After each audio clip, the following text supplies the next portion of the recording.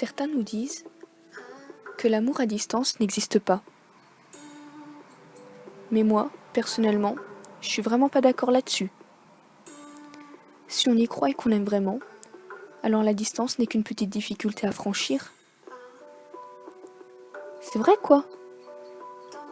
C'est pas une distance qui va nous dire ce qu'on doit faire, non? Vous ne croyez pas?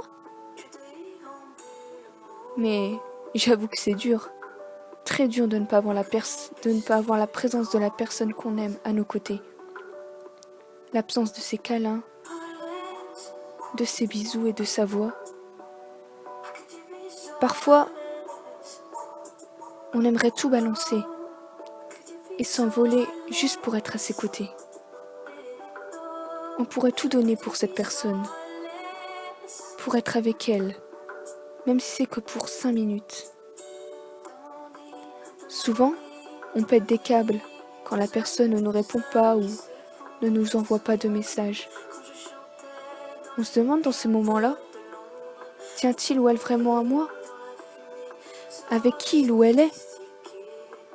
Bref, beaucoup de questions se posent dans notre tête et on pète un plomb.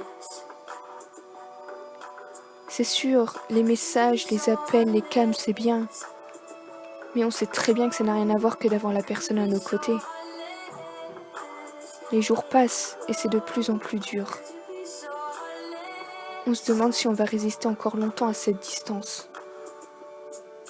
Et puis, vient le jour où on a la possibilité de la voir, cette personne. Et là, ça y est, on se dit, je vais enfin être à ses côtés, je vais enfin la voir. Et on ne sait pas quoi faire. On commence sérieusement à stresser, on se demande comment on va réagir devant cette personne, et comment va-t-elle réagir en nous voyant. Et vint le moment où on doit la voir. On se demande si elle va venir, et là, ça y est. On voit la personne juste devant nous, et on se jette dans ses bras.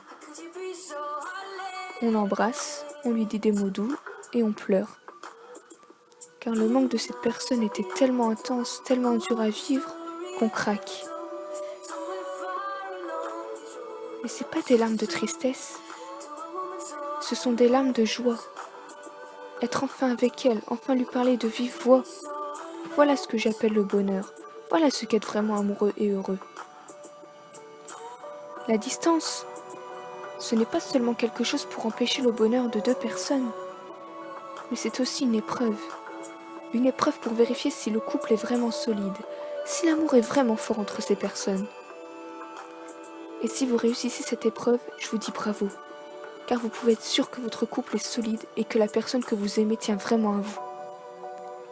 Alors qu'il est 50 ou 1000 kilomètres qui vous séparent, tant que l'amour est là, il n'y a pas de raison pour que ça ne marche pas. Il faut juste y croire malgré la douleur de la distance, mais dites-vous qu'à un moment ou un autre, vous serez réunis. Et cette fois-ci, sans cette distance en plein milieu.